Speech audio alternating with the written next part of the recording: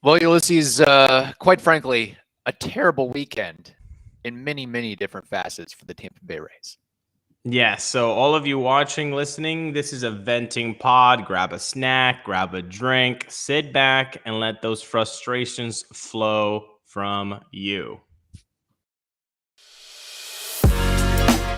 You are Locked On Rays, your daily Tampa Bay Rays podcast, part of the Locked On Podcast Network, your team every day. Hello, my name is Kevin Weiss. I'm Ulises Sambrano. And we're the host of the Locked On Rays podcast, part of the Locked On Podcast Network. Thank you for making Locked On Rays your very first listen every day. And remember, Locked On Rays is free and available on all platforms, including YouTube at Locked On Rays. Today's episode is brought to you by Sports Card Investor. Welcome to the world of trading cards reimagined. Stay tuned later in the show for more information on this awesome new tool for collectors.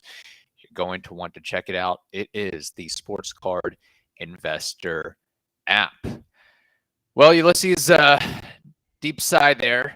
The Rays get swept by maybe the worst team in baseball, and they add more guys to the injured list as they have a major's most matching 15 players on the IL. No bueno for the Rays. No, this weekend was terrible. And like you said, not only the fact that you got swept by the Reds, and it's that the injuries keep coming on. But I just I feel like the fandom is gonna just see the sweep and just abandon ship. And I'm here to tell you, don't abandon ship. Right. But definitely feel frustrated. Like this, for the people that are like still with their head in the sand saying, nothing's wrong. It's like, stop. Yeah. Smell around. Do you smell that, Kevin? Do you smell that? Because I smell it. I smell the Orioles. Are right there. Yeah. And so for and these people that are like, they showered and put on deodorant and a little Versace cologne. Yeah, how they do it in Baltimore, you know? So that's the issue here. For those that are just head in the sand, nothing is wrong. Nothing is completely wrong. Everything is going fine. Everything's going to turn around. The Orioles are right there with you. And you know who's also splitting 4-game series with the Yankees? The Red Sox are. Yeah. And now you're meeting them again. And the Blue Jays are right there in part. Like, this team is underperforming. This team is better than what they're playing. I have so many things to say. Yeah. People saying fire Kevin Cash, knock it off. The guy signed through as long as Brandon Lau. Kevin Cash is not going anywhere. Stop saying fire Kevin Cash. Either. Like, look at this roster and look at the circumstances. I mean, look. For those of you who want to say he could put a stop to the base running gaffes, maybe, but I already have decided that's not a fad. This is just the way that this team is doing things in 2022. They're just gonna run. That tells me, if we all agree that the Rays are a analytical front office that tries to do little things differently. Doesn't this seem like maybe this is a direct experiment from the front office saying, run. Let the kids play. Run. You know what? And he's not putting a stop to it because it's being told to him, keep this happening. No, as frustrating as the base running issues have been the entirety of this season, there's some other part of me that says, let the kids play. Let the guys go out there and have fun. Give them some freedom. Give them some free will to make some decisions, because that's just going to, in my mind, make them happier of, hey, Randy, you have a lot of the times the green light. That's going to light him up. That's going to light other guys up if you give them the confidence and the wherewithal of saying, hey, you're athletic.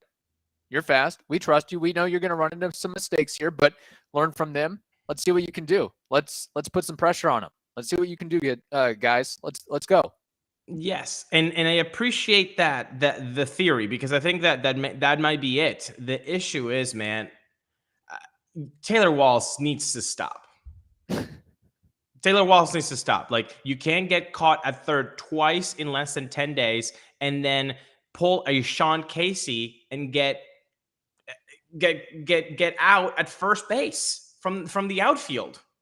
You can't do that. You can't. Like, you said it, I think, like a month ago when we were doing a base running analytical episode, the BSR Fangraphs one, and you said there's a line between aggressiveness and just being plain stupid on the bases. Yeah. Getting caught at first, that was plain stupid.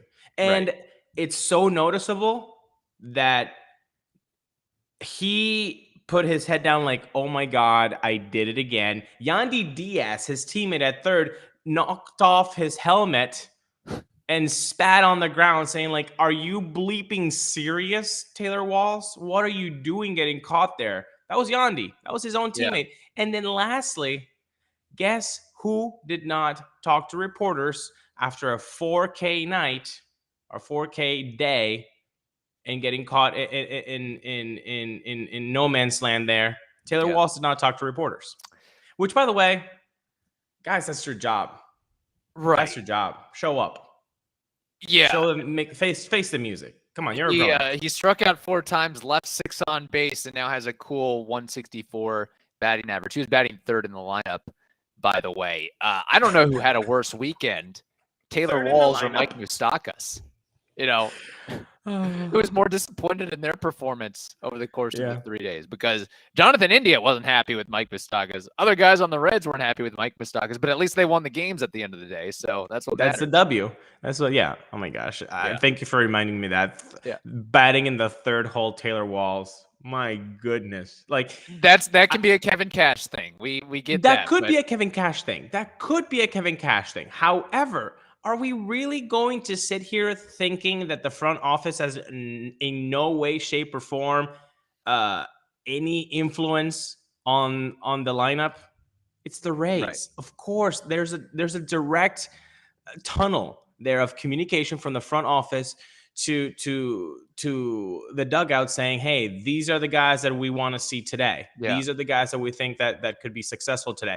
And Taylor Walls batting third makes absolutely no sense unless you're looking at guys who eat pasta at 3 p.m. on a Sunday, who have faced 20 sliders and have had 3 good hits, but 17 were line drives. So Taylor Walls should do pretty well at the third hole. Like, well, the other thing is too, is like, hey, we just can't have hitters 5 through 9 totally be zeros for us in this game. So we got to sneak not a good hitter into the third hole that can sandwich between Yandy Diaz, Harold Ramirez, Randy, and Paredes, because otherwise you've got those 4 guys at the top and the bottom of the order. I mean, you might as well just say, hey, we're not giving you anything because we got Lowe, Chang, Pinto, Phillips, and Taylor Walls.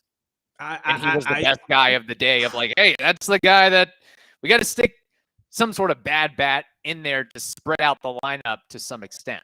I understand that, because the 5 through 9, I would rather have all of the good hitters together, because then you can get a rally going, you can get something important going if they're all together. And maybe to also give Taylor Walls a little bit of a boost of protect him in some sense of, hey, let's start getting this guy going, because Wander Franco is going to be out for 8 weeks, 6 to 8 weeks. He's going to be our everyday shortstop, Taylor Walls, for all intents and purposes. So let's try to boost him up a little bit and sandwich him between Ramirez and Arozarena. Like something. But see, something. I would give, for example, Josh Lowe, even though he was a lefty, I would have given him that third option there because of the pop. And by the way, he got a home run that day. That doesn't mean he would have got 3 home runs if he would have been on the third hole. But like, at least that power threat, I think, would be better suited for what you're saying, protecting, the other guys protecting him, and like maybe getting a couple more pitches to hit. Like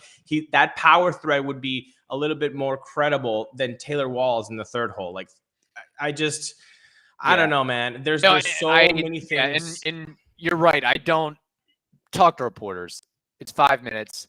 Talk to reporters. They're not asking you about world peace. It's, No. hey, I had a tough day. We're going to bounce back. We're going to be okay. I made some mistakes. We're a good team. You're done. Move on. Mark Topkin isn't a reporter from Philly or New York or Boston. Like, it's not.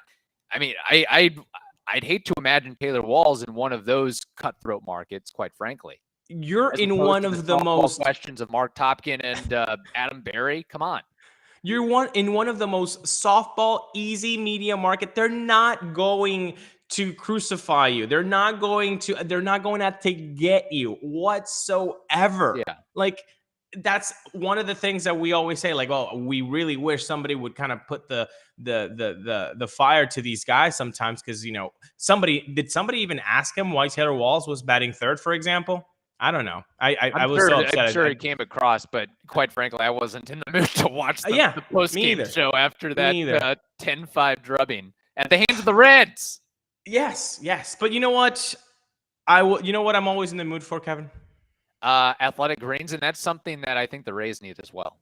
Athletic greens, that's right, because it's the single best thing you can do for your body in under 60 seconds, okay? So you might ask, what is this stuff? Well, with one delicious scoop of athletic greens, or AG as I like to call it, in a cup of water, you're absorbing 75 high-quality vitamins, minerals, whole food source, superfoods, probiotics, and adaptogens to help you start your day right.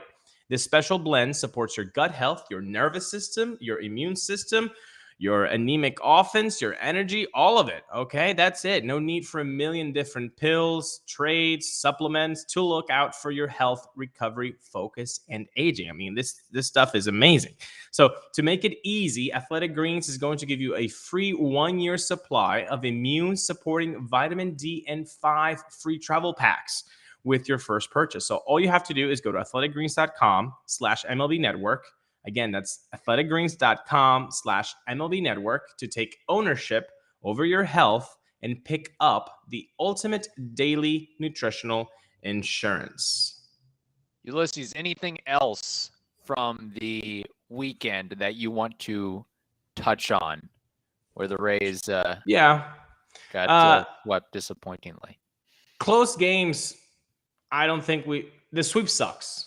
But let's look at it in sweep sucks. Sure. It's kind of amazing that the Rays are still third in the American League East. I mean, by the chin of very, very, it's close. Yeah, it's close. And you joke about it, but the Orioles, like, they might be the 2008 Rays. They might have some special sauce, some special magic. You talk about a solid young core, some solid veterans. They called up Adley Rutschman, who's given them some spark. Their bullpen is outstanding.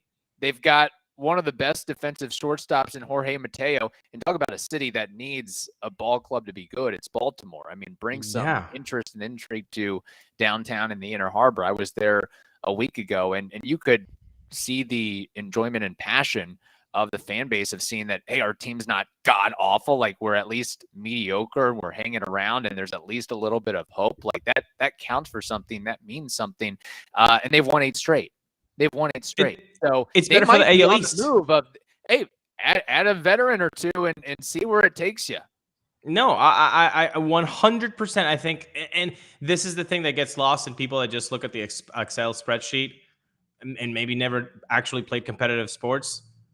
Believing in oneself, that's the number one thing that makes you who you are in a court, in a field of play. That confidence, that inner confidence, saying, I got this, we're good, man, that can take you to some really good places. Like, ask any athlete whatsoever. It's the belief, it's the confidence. And now that clubhouse has confidence in themselves, that they believe in each other. That's huge, man.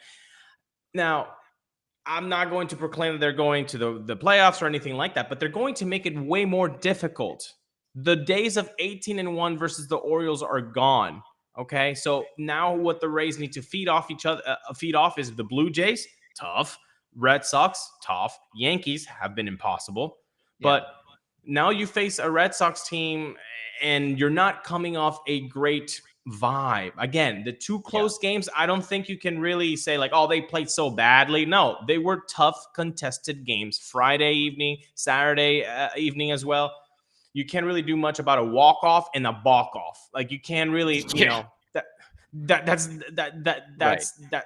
It gives me deja vu vibes of Seattle of last year, of 2021 season. Like you go there for 4, you lose Glass now. This year, you lose Franco and KK. You lose in a walk-off, in a balk-off. Over there, you lost 3 walk-offs. Yeah. It has that That's same true. vibe of like, this is rock bottom. This is where we are. Now we only need to go up. The difference is that Seattle was a borderline playoff team, and the Reds are absolutely not going to the playoffs this year, next year, maybe not within the next 3 to 4 to 5 years. So that's really disappointing. Yeah, it's disappointing. Although the Mariners did get better after that. I think the Rays really put a spark on them. But another thing from the weekend, man, it's I like this guy. Like as a human, I think he's fantastic. I think he's doing everything he can, obviously, like in the field, off the field, to be the best version of himself. He's struggling. Hang on, I think I have an idea who you're talking about. Yeah, of course. Is it Phillips, Brett? Phillips, Brett, my man from Seminole, the guy who was himself a Tampa Bay Devil Ray fan. He's 4 for his last 76. Whoa. That dates back to end of May. He's struggling, and it's not even like, find another word for struggling, because it's the next thing after struggling, what he's going through, and it sucks. He's there for defense. I understand that. But the bat has to at least somewhat play. Somewhat. Right. And I don't know what the answer is. I know he's got a giveaway at the end of July. It's like a Devil Rays basketball jersey, which I so want. Can we conspiracy theory this, that he might be gone after the promotion? He might be DFA Brett. Or you just trade him for a bag of peanuts? Well, possibly. Yeah. I just, this is the lowest his value has been. And that, I know you don't have to trade every guy at their peak value, but that's exactly what I think you would get. Like, who could use him? The Phillies. They've got enough bats. Yeah. You need a little bit of defense, Phillies? Here you go. Here's Brett Phillips. No, that's actually a great idea, is use him for speed, defense, and clubhouse presence, because I feel like they need a guy in that clubhouse that brings some pizzazz. Yes. And that actually makes a lot of sense, because you know how Sam Fold was a cult superhero of the Rays. He's now the general manager of the Phillies, so maybe he kind of sees the value, the internal value of having a Brett Phillips on the roster, for sure. Yeah. So it's going to be a sad day when that happens, because he has been nothing but a true good-natured human being. Ambassador for the game. I mean, just beautiful, lovely soul as a human being. We can see that in. It sucks because ultimately, like you said last week, this is a cutthroat business. It's, at the end of the day, it's a business, and you have to do decisions that are not going to tug at your heartstrings, or actually do tug at your heartstrings. Right. So that's gonna suck to see him off, but I think it's coming. 146 batting average and 465 OPS. And you would how think many at bats do you have the at bats by any chance? My internet's not working too well, but I think it's 200 at bats, right? I mean, can we? Yeah, we can't. I mean, we're at the point, we've got so many injuries that he's getting opportunities, is he not? Or I mean, I think the Rays aren't confident in, hey, even though we've got so many injuries, we don't feel confident in his ability at the plate to give him any more opportunities. I think that happened. Didn't he? I think he got pinch hit for against a righty, like a few games ago, like before the Red Series. I think we were playing the Red Sox maybe. And he got pinch hit for against a righty. and somebody else. I think maybe was it Paredes or somebody like that. Yeah. So yeah, no, it sucks. Hopefully he just gets going today. He gets going today against the Red Sox. He gets a start, and he has a tremendous series, and then we can start to move on from this vibe of Brett Phillips not being successful this season, but because he really deserves more than what he has right now. Yeah. 4 for 76, last 76. Man, that's rough. Just like the Rays can use Yu Chang, there's a team out there that can use Brett Phillips. There you go. And what's unfortunate is the Rays may be shipping off Brett Phillips at sort of a poor time in the sense of, yeah, he's not being productive offensively, but you also want to have some energy and enthusiasm in the clubhouse and somebody, a raw guy at this point in time after getting swept by the Reds. And you might, be 4th or 5th in the AL East standings before it's all said and done. And and your defensive wizard, KK, is now on the IL. So who's manning? I mean, yeah. And Wander. So is it just the quietest clubhouse of all time? Yeah, this might have given him extra oxygen. This might have given him extra oxygen, but it has to be told he is not struggling. He's doing the next thing after struggling. Yeah, and he was never a good hitter in the first place. I mean, career 190 hitter, but this is like... Then give me a 190. Like, give me your app. Like, he's not even doing that right now. Yeah, not good. Not good. Yeah. The Sports Card Investor app is the hobby's most powerful resource. Quickly check the value of your favorite cards, find great deals, and profit from the hobby you love. Available completely free in the Google Play and Apple App Stores, the Sports Card Investor app is a must-have for baseball fans. So, download the Sports Card Investor app today, available for free in the Google Play and Apple App Stores, or go to sportscardinvestor.com/locked-on. Should we end the episode on a positive note? I want to, because it's been a sad venting pod, and I think people should get picked up. And something good did happen this weekend. Something I feel like it was a good move, and I think that it could bring some good vibes to Tampa. And what is that move? A trade.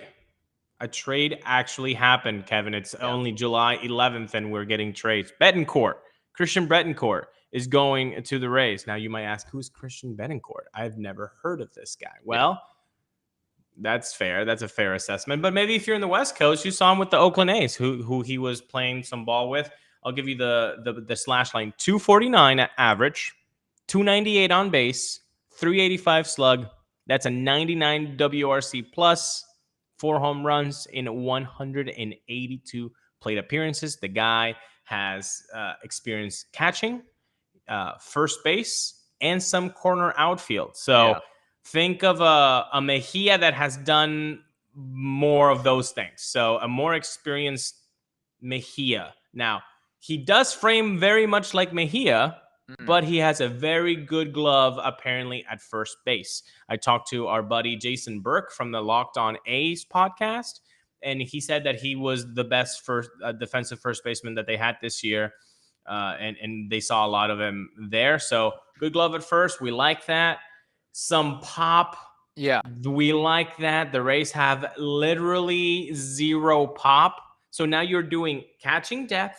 You're improving the power, and not a shabby glove at first base. I think overall this should play well. And if you're an analytics guy, max exit velo, average exit velo, and barrel rate, those 3 components are all in the 90th percentile or better. Yeah. And he's got speed too. He's got speed, 71st percentile in sprint speed for a catcher that's 6'3" and 205 pounds. 6'3"? Right? I thought he was 6'0". 6'3"? 6'3". Wow. 6'3", 205. So I know it's not necessarily as exciting as getting Trey Mancini, but this is a move that absolutely had to be made with the uncertainty of Mike Zunino and the struggles of so many others. Like, this is a guy that he's fast, he's strong, he's versatile, he has some experience. We know he can do it at the big league level. Like, the numbers at this point, a 250 batting average and 690 OPS. Like, I'm licking my chops. Like, that is yum, yum, yum, yum, yum to me. Like, that is, No, yeah. we've gotten to that point as of right Yes. now. And maybe, again, I think that him going to a better team than the Athletics may spark him a little bit. So I think this is a fun ad. I think, and you know what? It didn't cost the Rays an arm and a leg. Really, at the end of the day, if we want to be honest and frank about it, the Rays only gave up a couple of slap blank prospects for this guy, Cal Stevenson and Christian Fernandez. Let's be honest. Well, I'll tell you this. Last week, we were talking about what happens with the catching depth. I mean, is Zunino going to re-sign with the Rays? Do the Rays want to re-sign Zunino after what's going on with the? It could be thoracic outlet syndrome for all we know, which is very tough to hear that's for the Zunino. thing that, I mean, if there's a negative slant on this move, it's the fact that the Rays went out and got Bethancourt, knowing that things aren't looking good for Mike Zunino. And you have to make a move, though. That's what we expect from the front office, is to make moves when you need to make them. And I'm glad that they did. Now, this is such a Rays move, too, because it doesn't necessarily make way for Rene Pinto, I don't think, because of this guy's versatility and the bad plays, so that you could actually carry in your roster 3 catchers. Because, look, we all know what is the one thing that the Rays are lacking of, besides, base running ethics. It's the offense. The offense has been lacking this whole year. So Mejia, is he a good bat? Yeah. Do you want him in the lineup for his bat? Yes. Do you want him behind the dish?